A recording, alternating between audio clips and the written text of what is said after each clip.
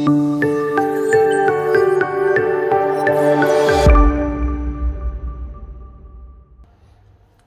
and a very warm welcome to Bharata First. I'm Frank Rausen Pereira. This is FRP Explains. First, let me inform you about Bharata First Knowledge Center, a learning experience like none other. It will transform the way you gain knowledge. It will not only help you in your competitive exams journey, but will help you in life itself and make you a better Bharatiya. Please go to kc.bharatafirst.com to get all the details and register today. Make use of the limited period early bird offer.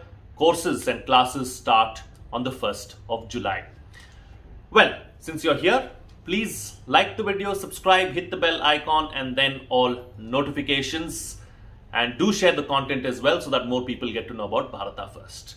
Alright, I'm here to talk about an IAS officer from Karnataka, and by public demand, because several of you have said that I should speak about Rohini Sinduri, who was the former Deputy Commissioner of the District of Mysore. And as I speak about this, let me tell you that there are many facets to this story, and this issue has been going on for some time now, and it's not something that has just arisen a few days ago.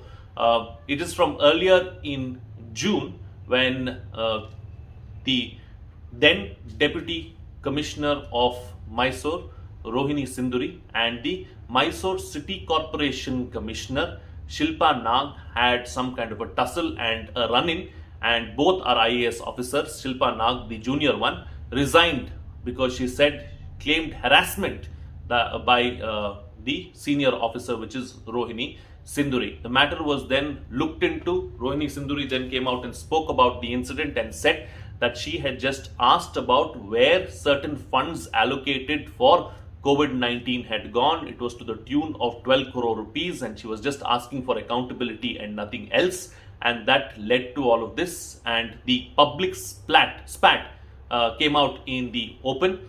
And there have been several people who have been speaking about it and saying how the administration in Karnataka is crumbling, and two senior IAS officers coming out in the open with such kind of a spat is not good and does not go down too well as far as the administration is concerned. Rohini Sinduri has been making several allegations as well as far as land grabbing is concerned, especially in the Mysore district, and how government land is being usurped by some politicians, and politicians cutting across party lines. Now, these politicians, of course, are not going to keep quiet, because we know that the politicians are not going to go down without a fight and are not going to make things easy for anyone. I, coming from that state and, knowing southern India relatively well, understand that land grabbing is a major issue, especially in the southern part of India, and I have seen it taking place, with my own eyes, and several people have done it. Several people have been caught doing it. Others have gotten away scot-free. I'm not sure about how big a problem it is north of the Vindhya, so I'm not going to comment about that, but I've seen it firsthand happening in South India, and that's why I'm commenting about it. And I know that it is a big and a massive problem, and it happens on a large scale. So I'm sure that there is some truth to the allegations that Rohini Sinduri is making, because this happens. Now, if you make allegations against politicians and you go after politicians, here's my advice to young IAS officers, young civil servants, and those aspirants who want to get into the civil service.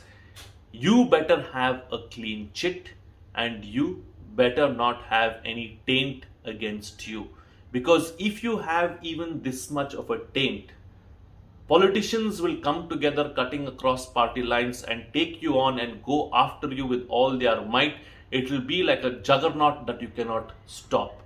So ensure that your own background is clean. Ensure that you too have a clean slate, so that you don't have to touch any chief minister's feet. Live with dignity and do your job that you're supposed to do. Serve the country, serve the public.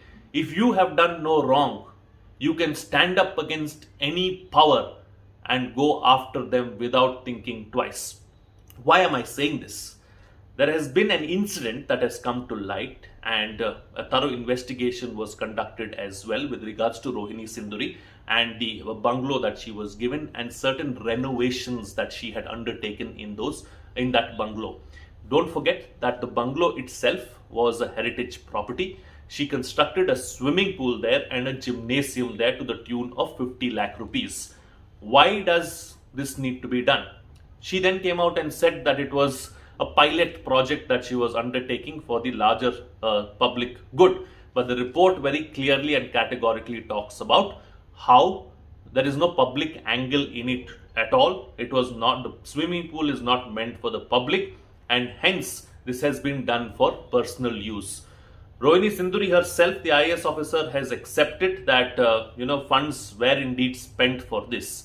So why this luxury is required when you're a public servant? That is the question. And clearly she has done something wrong, and the rules do not allow this to happen. So expect the politicians whom you've gone after for doing something wrong to go after you as well, and they will build a mountain out of a molehill. There is no two ways about it, because they will go after you with all their might, and that's what's happening with Rohini Sinduri as well. Maybe her intentions with regards to the allegations that she has made against land grabbing are indeed true, and they need to be looked into. I'm not saying that they should not be looked into. A senior IAS officer is making these claims. They need to be looked into, and the proper channels need to be followed. But she too has done something wrong, and she will pay for it eventually. Seems like it, because the politicians are not going to give up without a fight.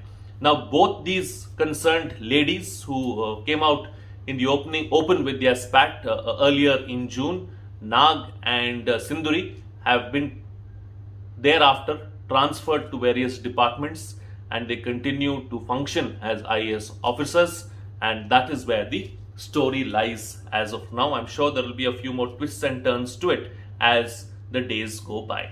With that, it's a wrap on this edition of FRP Explains. If you like the content, please like the video, subscribe, hit the bell icon, and then all notifications, and do share the content as well so that more people get to know about Bharata First. Bharata First has launched its Knowledge Center, a learning experience like none other that will not only help you prepare for your competitive exams, but also face life itself and make you a better Bharatiya. It's a learning experience like none other which will change the way you gain knowledge. Go to kc.bharatafirst.com and get all the details and register today, because there's an early bird offer that is going on right now, and courses and the classes will begin on July 1st. So if you want to attend the live classes, you better do so immediately. Better register immediately. For those of you who would like to come forward and make a contribution using our UPI IDs, you may do so. A small contribution that you make will be a giant leap for us to keep bringing you this content. And if you have trouble with UPI IDs, click on the payment link in the description box below and follow the steps. It's as simple as that. That's it from me. See you again next time.